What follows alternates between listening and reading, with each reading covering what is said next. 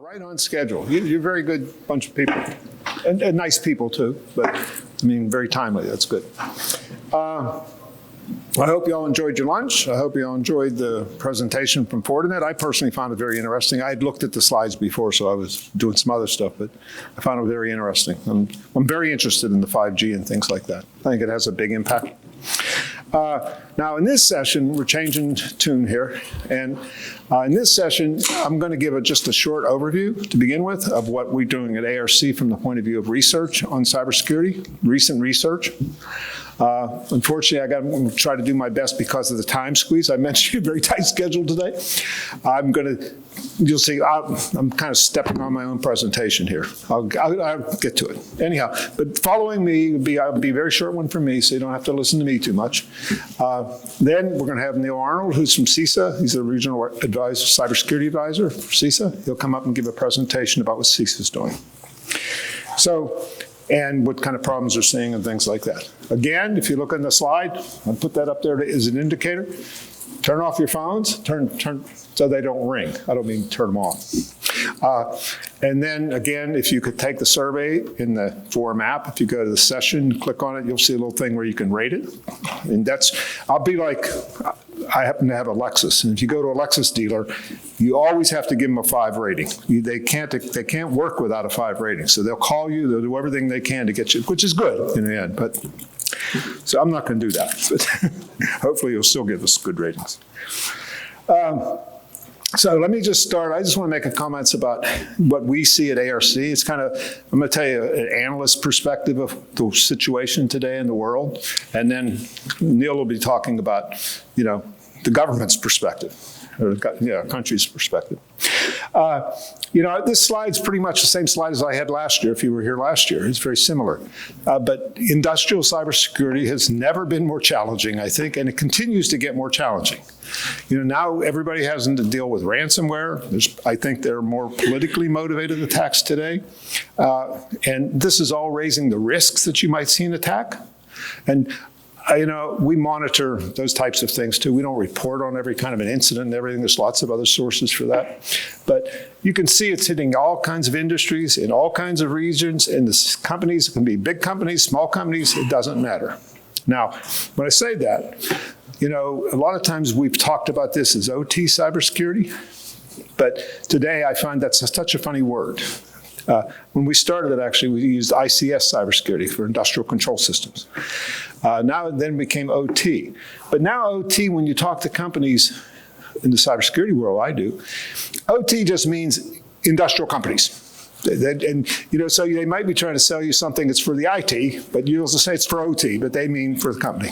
I don't know if they don't know the difference, whatever. So, but one thing I think I have found, I've seen, is that, most of the attacks that you do get reported as OT attacks are pretty much attacks on IT systems. And the IT system shuts down, loses some functionality. That functionality is needed by the OT operation to continue operating. The plant won't be unusable. It's just that nobody wants to make product they can't build, they can't track, they can't do things like that. They can't ship. So the IT systems are very, very important to it. Even though they're on IT operations, we're still seeing that the impact on operations, there's still an impact on operations. And I think that shows that IT and OT cybersecurity are equally important.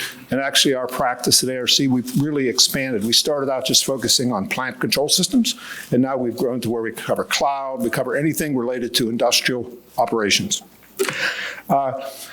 And we're seeing a lot of new regulations. I assume a lot of you are as well. These are happening in the USA, they're happening in Europe. There's NIS2 just came out. There's other ones in Europe, where the product manufacturing, I forget what it's called, to be honest, NES, I think. But these are all increase of that, which means that cybersecurity people have more compliance requirements they have to do. They have to deal with a lot more issues because of compliance.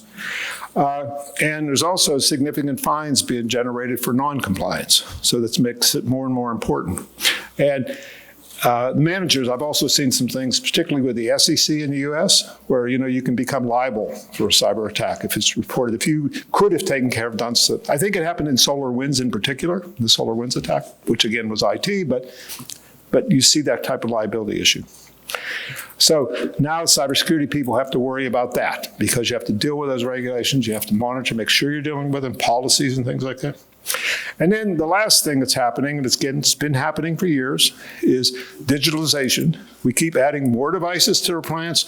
Every time we add a new device, we're opening up more connections to the outside. We're just kind of inviting people to come in. And the security people are supposed to make sure nobody gets in, so you have to deal with that. And we're seeing that in kind of two ways. I think, for years we've been seeing the new devices, the IoT devices. You have to worry whether they're secure, not secure, how they're connected and things like that. But then there's many more apps being moved to the cloud. We're seeing a lot of edge solutions, people using edge products, edge computing. And then connected workers, that's one of my little pet ones I've done a lot of research about over the years. That's increased tremendously. By connected worker, I mean your own workers who might be working from home. It might be service providers. It's anybody who's outside whatever you might call as your perimeter, getting in to do things inside your perimeter. So that's really, again, expanded the attack surface. And then the newest thing is the AI solutions, I would say. Now, we hear a lot of hype about that. I think a lot, personally, I have a background with some AI in it, okay? It's in I have a PhD, and part of that was AI. And so I've seen this hype for AI up and down every 5 years. Which you would think would make me real happy, but except that it's really, it doesn't. I think it's a misunderstanding of stuff. But I think there's really such a push this now. You're going to see it all over the place. You're certainly seeing it in all the products you might be using. Every company that's selling software, every time I turn on my PC, I get a thing about copilots from Microsoft. There's a lot of that going on, and it's not just affecting the IT world. I think you're going to see it more and more in OT, particularly things like assistants that help you, where you can talk to them, ask questions, and things like that. So I think that's a very big issue, and that's got a lot of new cybersecurity risks that I don't know if we all understand. I know I don't. I've been kind of researching it lately. So we're going to be doing some work on that. So in the end, my big point here is you really got to think of it as an IT and OT issue that covers cloud, on-premise, 5G, cellular issues, all kinds of issues today, and all of that has made cybersecurity more and more difficult. So because of that, and at the bottom here I have something that's saying companies need collaborative IT, OT, cybersecurity strategies, which we've been recommending for years now. And it's because that's the only way you can deal with these challenges. And this year, we've talked about this at our forums for several years. In the past, we focused primarily on organizational issues. The big issue we were addressing a couple years ago was more, I would talk to companies and they say, I don't have enough people, there's not enough cybersecurity expertise around, particularly for OT. And so what happens is there's things you don't do. Maybe you don't have time to respond to alerts, you might not be doing updates as fast as you can, in addition to the kind of constraints in a plant. So everybody's kind of overworked and things like that. But in order to deal with these things, you need to look at one source of help would be the IT. Anyhow, we've been big pushers or promoters of doing more collaboration between IT and OT. I've used the term convergence and gotten a lot of kickback from people because the OT people think what I'm saying is IT is going to take it over. That's not what I meant. I meant really convergence or integration, or I had suggestions to use integration, collaborative, or something like that. In any case, we did a survey this year. We did research. I don't want to just say a survey, because what we wanted to understand is, because we've been promoting it, and I think a lot of companies are doing things with their IT and OT. It's not like two separate worlds, silos. A lot of companies have integrated groups in one way or another. They work together. There's a lot of collaboration. Maybe that is a better term. But I wanted to understand what's the status of that and see if we could learn something to help companies who are just on that journey or starting that journey, or it's kind of peer reviewed. And it's not the kind of thing you can just put a web survey up and say, here, take it, and, you get an Amazon card or something like that, something like that. You'll get a lot of responses, but that's meaningless data, and what you learn is not very useful. So we decided we'd go a little deeper than that. So what we did is a quick web survey, and we got some sense of what's the general trends. And then we're doing follow-up interviews with companies because we wanted to really talk to people and say, what does that really mean to you? What does it mean in your organization? So we've been doing that. We started it in July. We've gotten about 25 industrial companies we've interacted with on this to learn from. And I left it open because we want to continue this, to keep learning about that. You're all welcome to take it. I probably encourage you to do that. If you go to our website, that's what the link at the bottom is. That's our website, arcweb.com.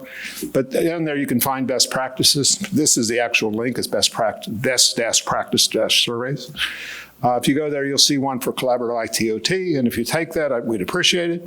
It's like a 5 to 10 minute survey. Lorena there took it, and it's very short, very simple, and she was one of our follow-up calls, actually.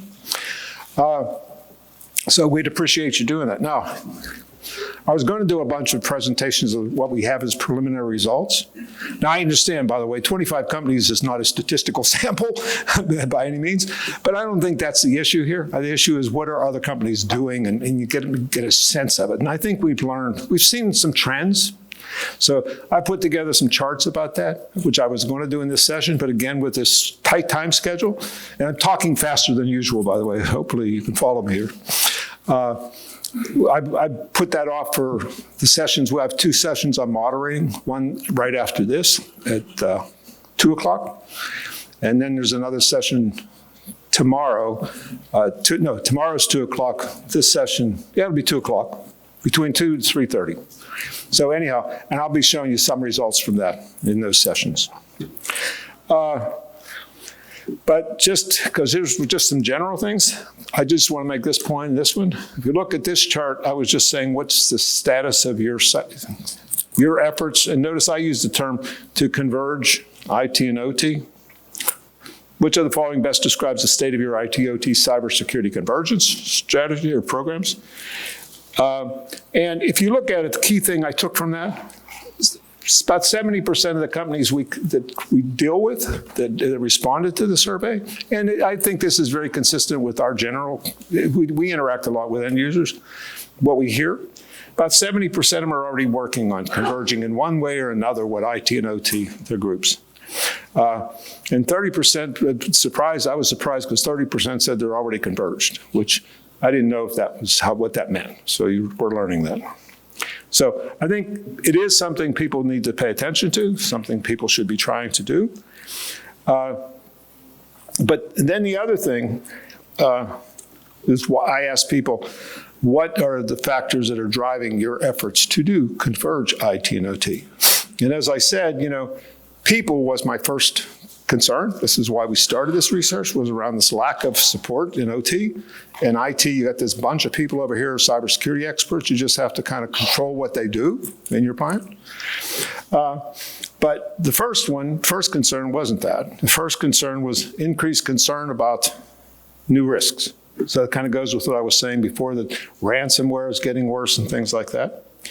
And then the second and fourth on this chart, on the chart, I'll just say that, was issues related to OT people. So it's kind of makes it even as much as second, I'll just say it's the second most important, is OT people. It could be having people or having the expertise to be able to manage cybersecurity. Also in that pod is the CISO. You have CISOs asking you to do consistency. So they're pushing down things where you have to use the same policies and things like that. And then the one at the bottom, which surprised me a little, was the desire, I asked, was it a desire to use more advanced IT cybersecurity solutions? And you're going to hear me talk more about this in the session I have, next session, actually, at 2 o'clock. I'm sorry I'm a little confused here because I got too many sessions. I'm going to keep them straight here. But I was surprised because from my perspective, I think the risks are really high, and I think there's a lot to be gained from OT or IT cybersecurity solutions. So I thought maybe that would be a real driver, but actually it was more a need. Maybe the industry, the decision makers is made more by, I got to do what I got to do. I'm going to address my initial problems first. So now, and then the last thing was, I guess I threw this in here.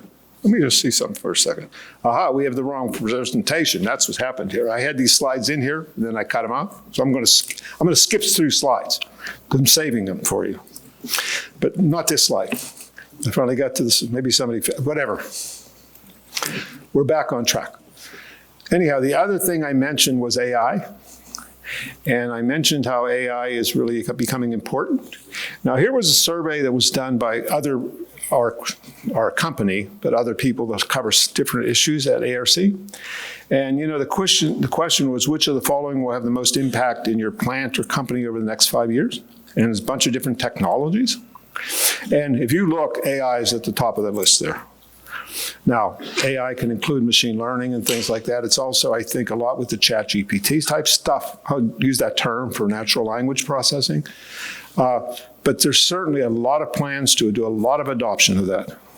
And when they do that adoption, my concern, that's nice to know, but my real concern is the biggest issue that people have is security when it comes to implementing AI. So a lot of top management wants to, they've jumped onto the AI bandwagon, which is good, and they want to implement it, and they're all concerned about cybersecurity. So one thing I would worry about if I were in cybersecurity working for a company is I'm going to get a lot of pressure from my management to say, hey, what are you doing about securing this stuff? So I think you need to do that. And I think there are a lot of risks introduced by AI. I've been personally, as I mentioned, doing some research about it. I never looked much at it before. I kind of thought of it as a separate thing. It's going to be out in the cloud and okay. But you know, the interaction is so intense that I was utterly shocked, to be honest. I just did a little search on Siri. I said, how does Siri and Alexa work? Because I was confused. You know, I never thought about it before, but I started thinking, you know, those are really smart when I talk to my phone, all the things it can do. All that power's in that little thing. Well, how's NVIDIA making so much money today if all that power is in the iPhone? Well, it's not in the iPhone. You know, I just read this really nice little article, and it just says, you know, what happens is when you ask Siri a question, what the phone is doing is it just takes the sound. And I think it converts it to something, some kind of message. Maybe it's a wave. Actually, I think it was a wave message. And it sends it off to the cloud. It says, hey, figure this out. And then up in the cloud, you have things that are parsing that sound, changing it into syllables, then the syllables into words, then words into trying to understand what it means. And then all this is, and it may be using other functions. It may be going to other sites and doing stuff like that. So it's a very, very complicated thing. Lots of interaction, lots of connectivity in something as simple as asking Alexa a question or Siri a question. So I think there's a lot of concerns there. And I think we're all going to start seeing it in plants, and it's going to be really, really, really hidden cybersecurity risks, in my opinion.